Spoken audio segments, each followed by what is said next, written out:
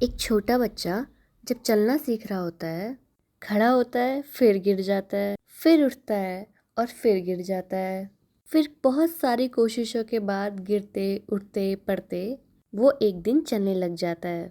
आपने और मैंने भी तो बिल्कुल इसी तरीके से चलना सीखा। इन्हीं बीच की गलतियों से हमें अपने इंटेलिजेंस को कैसे क्रिएट करना है, इस क्वेश्चन का जवाब देगी नेल डाउनी की पुस्तक oops why things go wrong. ये बुक हमें बताएगी कि गलतियां आखिर हम करते क्यों हैं। दूसरा कि अगर हम इस पर ध्यान ना दें तो ये बड़े डिजास्टर्स में कैसे कन्वर्ट हो जाएंगी। पहला चैप्टर नेम था एरर इज ह्यूमन और दूसरा है ब्लेम सॉल्व्स नथिंग। दोनों को समझते हैं। प्रॉब्लम्स का होना प्रॉब्लम नहीं है, लेकिन प्रॉब्लम्स के थ्रू सीखना कि ये जो प्रॉब्लम आई है ये हमें क्या सिखाने आई है, इसे ना समझना ही प्रॉब्लम है।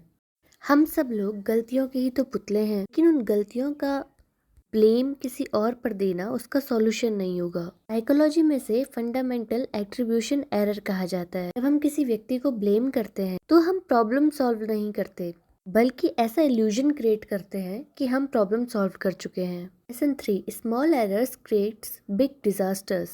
बहुत ज्यादा बुरा होना अचानक से कभी नहीं होता। स्विस चीज मॉडल भी कहते हैं। हर सुरक्षा परत में कुछ छोटे छोटे छेद होते हैं। अलग अलग समय पर वे नुकसान नहीं करते, लेकिन जब सारे छेद एक लाइन में आ जाते हैं तब दुर्घटना होती है। ये चीज़ एविएशन में, हॉस्पिटल्स में, बिजनेस में और लाइफ की बहुत सारी परतों में दिखाई देता है। और हम इन चीज़ों को इग्नोर क्यों करते हैं? कि हमारे माइंड की एक आदत है, जब कोई चीज़ बार बार होती है तो हम उसे नॉर्मल समझने लगते हैं। शुरू में कोई चीज़ वार्निंग होती है, फिर वो हैबिट बन जाती है, फिर कल्चर बन जाती है और फिर एक बड़े डिजास्टर में चेंज हो जाती है। थर्ड तो यही सिखाता है, अवेयर रहिए। आइए सीखते हैं लेसन 4। जंगल में थोड़ी देर आगे जाने पर लगता है मानो कि रास्ते ही खो गए। वहाँ ऐसा क्यों होता है? क्योंकि वहाँ बहुत सारे रास्ते होते हैं। यही हमारी लाइफ की प्रॉब्लम भी है। हमारे पास इंफॉर्मेशन बहुत ज़्यादा है और कॉम्प्लेक्सिटी उससे भी ज़्यादा। तो राइटर कहते हैं कि ज़्यादातर फेलियर्स बुरी नीयत से नहीं होते, वे होते हैं अत्यधिक जटिलता से पैदा होने वाली समस्याओं से, यानी कि ओवर कॉम्प्लेक्सिटी से। ज़्यादातर मिस्टेक्स नॉलेज की कमी की वजह से नहीं होती, वे होती है हमारी अटेंशन की कमी के कारण। सिचुएशनल अवेयरनेस, रिसर्च कहती है हम उतना नहीं देखते जितना हम सोचते हैं, और साइकोलॉजी से इनअटेंशनल ब्लाइंडनेस कहती है, यानी चीज़ें सामने होने पर भी हमें दिखाई नहीं देती। एक प्रसिद्ध एक्सपेरिमेंट हुआ था। लोग बास्केटबॉल पासेस गिन रहे थे। उसी दौरान एक गोरिल्ला स्क्रीन पर आ गया और चला गया, लेकिन आधे लोगों ने गोरिल्ला को देखा ही नहीं। क्यों? क्योंकि ध्यान कहीं और था। और जीवन में भी तो यही होता है। लोग बहुत बिजी होते हैं लेकिन अवेयर नहीं होते, काम करते हैं लेकिन ऑब्जर्व नहीं करते, और फिर गलतियां हो जाती हैं। अवेयरनेस एक स्किल है और सेफ्टी की फाउंडेशन भी। Pay attention. देखो, हमारी मेमोरी कितनी अच्छी क्यों ना हो, लेकिन कभी ना कभी हम पासवर्ड, कीज और भी ना जाने क्या क्या कहीं रखकर भूल जाते हैं। इसीलिए हमें मेमोरी पर भरोसा करने के बजाय अपने सिस्टम पर भरोसा करना होगा। राइटर कहते हैं कि अधिकांश गंभीर गलतियां ज्ञान की कमी से नहीं होती, वे होती हैं भूलने से। एक छोटा स्टेप छूट जाता है, एक छोटी कंफर्मेशन नहीं हो पाती, एक छोटी जांच नहीं हो पाती, और फिर बड़ी समस्या पैदा होती है। इसे वर्किंग मेमोरी लिमिटेशन कहा जाता है साइकोलॉजी में। मतलब हमारा ब्रेन एक समय में सीमित जानकारी ही पकड़ पाता है।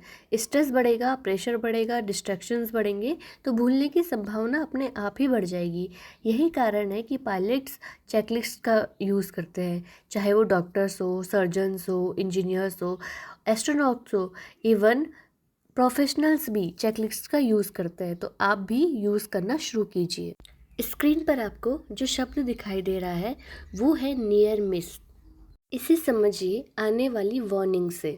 आने वाली वार्निंग ही नियर मिसेस कहलाई जाती हैं। मतलब बड़ी गलती से पहले छोटी छोटी चेतावनियाँ हमारे पास आती हैं। जैसे कोई भी वार्निंग आपके पास आ रही है तो उसे जस्ट मतलब मिस मत कीजिए, उसे देखिए, एनालाइज कीजिए, उसमें इम्प्रूवमेंट कीजिए, तो सेफ्टी तय होती है। टाइटैनिक को वार्निंग मिली, चैलेंजेस को वार्निंग मिली और अन्य इंडस्ट्रियल डिजास्टर्स को वार्निंग मिली थी, लेकिन किसी ने उसे गंभीरता से नहीं लिया और फिर हिस्ट्री बदल गई। हमारे उपनिषद, हमारे वेदा भी हमें यही सिखाते हैं कि उठो, जागो और सतर्क रहो। जीवन हमेशा संकेत देता है। सभी का सबसे बड़ा इल्यूजन है कि हम परफेक्ट पीपल बनना चाहते हैं, जबकि हमें बेटर सिस्टम्स बनाने चाहिए। यही 9th प्रिंसिपल भी है, बिल्ड एरर टॉलरेंट सिस्टम। ऐसा सिस्टम बनाओ जो गलती होने पर भी टूटे नहीं। इमेजिन कीजिए, एक सड़क है, यदि ड्राइवर गलती करे तो क्या दुर्घटना निश्चित है? नहीं। सीट बेल्ट है, एयरबैग है, गार्ड रेल है, सेफ्टी सिस्टम्स है, यानी एक गलती लेकिन कई सुरक्षा परतें। यही एरर टॉलरेंट डिज़ाइन है। गलती का उद्देश्य क्या होता है? दर्द देना, शर्मिंदा करना या कुछ सिखाना। राइटर भी तो यही कह रहे हैं कि गलतियां जीवन की सजा नहीं है, वे हमारी शिक्षक हैं। यही 10वां और अंतिम सिद्धांत भी है, wisdom is learning from failure. अपनी असफलताओं से सीखो, अपनी असफलताओं से आगे बढ़ो, असफलताओं से बुद्धिमान बनो। ज़्यादातर लोग गलती होने पर रुक जाते हैं, वे स्वयं को दोषी मान लेते हैं, वे निराश हो जाते हैं, हार मान लेते हैं। लेकिन बुद्धिमान लोग एक अलग प्रश्न पूछते हैं कि मैंने क्या सीखा।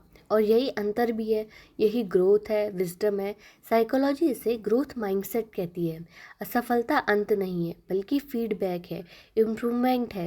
रिसर्च बताती है, जो लोग अपनी गलतियों का विश्लेषण करते हैं वे तेज़ी से सीखते हैं, बेहतर निर्णय लेते हैं और भविष्य में कम बड़ी गलतियां करते हैं।